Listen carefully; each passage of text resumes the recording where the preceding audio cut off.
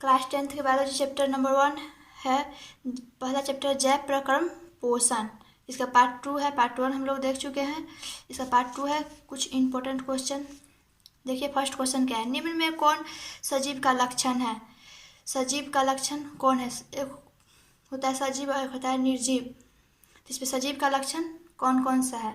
तो first option है स्थानांतरण, सेकेंड ऑप्शन है श्वसन, थर्ड ऑप्शन है प्रकाश संश्लेषण, फोर्थ ऑप्शन है सभी। इसका सही आंसर हो जाएगा श्वसन।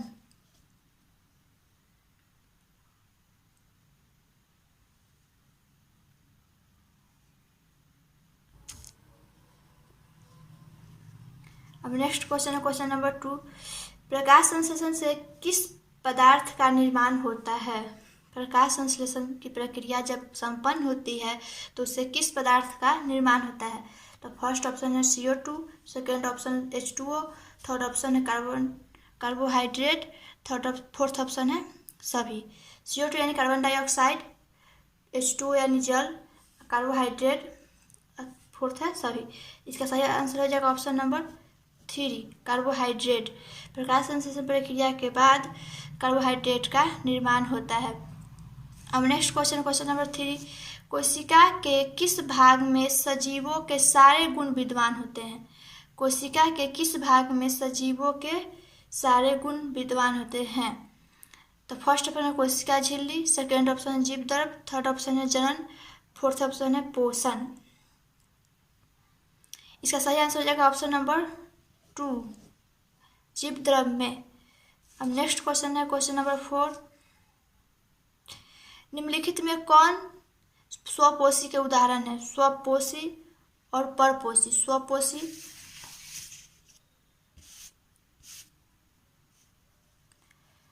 पोषण के दो विधि होते हैं।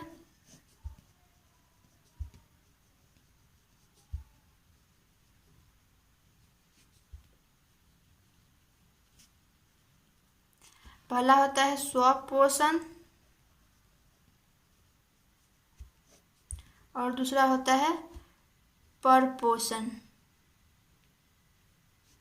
अब परपोषण के 3 विधि होते हैं: मृतजीवी पोषण, परजीवी पोषण और प्राणी संपोषण।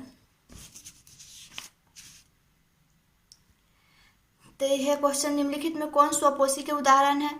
तो फर्स्ट है जीवाणु, सेकेंड ऑप्शन है कवक, थर्ड ऑप्शन है सभी जीव, फोर्थ ऑप्शन है सभी हरे पौधे। तो इसका सही आंसर हो जाएगा सभी हरे पौधे जो होते हैं स्वपोषी के उदाहरण होते हैं। अब नेक्स्ट क्वेश्चन है क्वेश्चन नंबर 5। गोबर छत्ता में किस प्रकार का पोषण होता है? गोबर छत्ता जिसे मशरूम बोला जाता है वह उसमें किस प्रकार का पोषण होता है? फर्स्ट ऑप्शन है परजीवी, सेकेंड ऑप्शन है स्वपोषी, थर्ड ऑप्शन है मृतजीवी, फोर्थ ऑप्शन इनमें से कोई नहीं। इसका सही आंसर हो जाएगा ऑप्शन नंबर 3 मृतजीवी। गोबर छत्ता में मृतजीवी पोषण की विधि पाई जाती है। अब नेक्स्ट क्वेश्चन है क्वेश्चन नंबर 6। मनुष्य के दांत में सबसे ऊपरी परत क्या कहलाता है? मनुष्य के दांत में सबसे ऊपरी परत जो होती है वो क्या कहलाती है? तो फर्स्ट ऑप्शन है डेंटाइन, सेकेंड ऑप्शन है इनामेल, थर्ड ऑप्शन मज्जा या गुहा, फोर्थ ऑप्शन है सभी।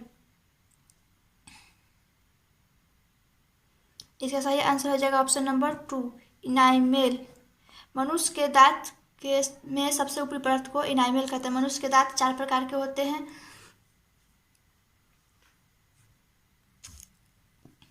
मनुष्य के दांत जो होते हैं वो 4 प्रकार के होते हैं। पहला होता है कर्तनक या इंसाइजर बोला जाता है, और दूसरा होता है भेदक या केनाइन, तीसरा होता है अग्रचवर्णक या प्रीमोलर, और चौथा होता है चवर्णक या मोलर। अब नेक्स्ट क्वेश्चन है क्वेश्चन नंबर 7। इनमें से क्या जठर रस में मौजूद नहीं होता है? जठर रस जो होता है उसमें क्या मौजूद नहीं होता है? तो पहला ऑप्शन है हाइड्रोक्लोरिक अम्ल, हाइड्रोक्लोरिक अम्ल को HCl बोला जाता है। सेकेंड होता है म्यूकस, थर्ड ऑप्शन है पेप्सिनोजन, फोर्थ ऑप्शन है पित्त। इसका सही आंसर हो जाएगा ऑप्शन नंबर 4 पित्त जो होता है मनुष्य के जठर रस में मौजूद नहीं होता है। अब नेक्स्ट क्वेश्चन है इनमें कौन मनुष्य के छोटी आंत का भाग है? ड्यूओडिनियम, जेजुनम, इलियम और फोर्थ ऑप्शन है सभी। तो इसमें कौन जो है मनुष्य की छोटी आंत का भाग है? ऑप्शन नंबर 3 सभी। मनुष्य में छोटी आंत के 3 भाग होते हैं। फर्स्ट ये होता है, सेकेंड ये है और थर्ड ये है, इसलिए इसका ऑप्शन नंबर 4 सही है। अब नेक्स्ट क्वेश्चन है, किस ग्रंथि में लार का स्राव होता है? पेरोडिट ग्रंथि, फर्स्ट ऑप्शन, सेकेंड ऑप्शन है यकृत, थर्ड ऑप्शन है जठर, फोर्थ ऑप्शन है इनमें से कोई नहीं। यकृत यानी लीवर होता है। लीवर का वजन 1.5 kg यानी 1.5 किलो होता है।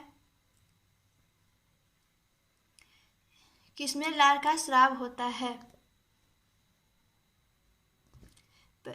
इसका ऑप्शन नंबर सही हो जाएगा 1, ऑप्शन नंबर 1, पेरोडिट ग्रंथि में लार का स्राव होता है। अब नेक्स्ट क्वेश्चन, क्वेश्चन नंबर 10, पौधों में सूर्य प्रकाश को अवशोषित करने की क्षमता किसे होती है?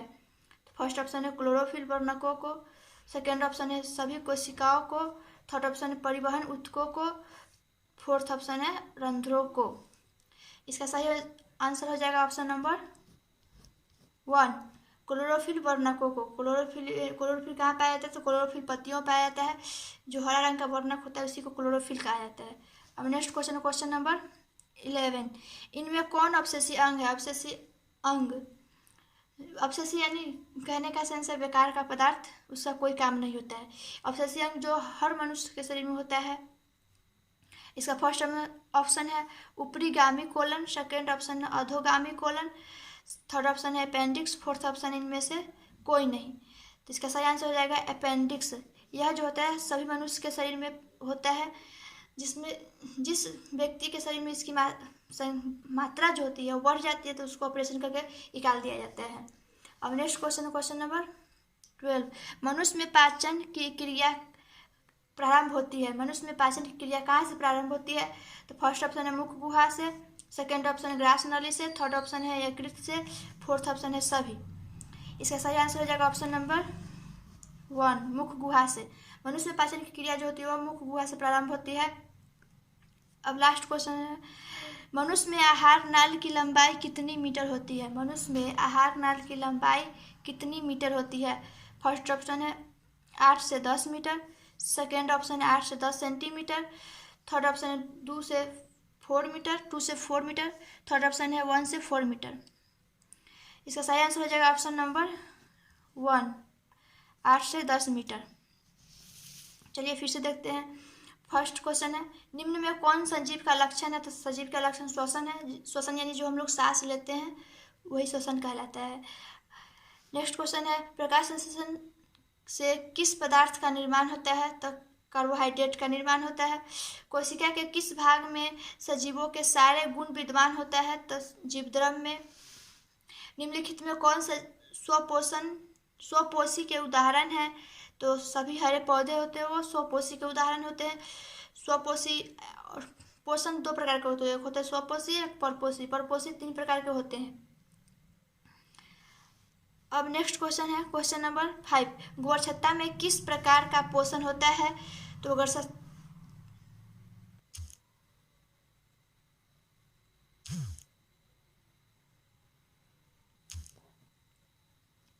गोरछत्ता में किस प्रकार का पोषण होता है? तो गोरछत्ता में मृतजीवी पोषण होता है।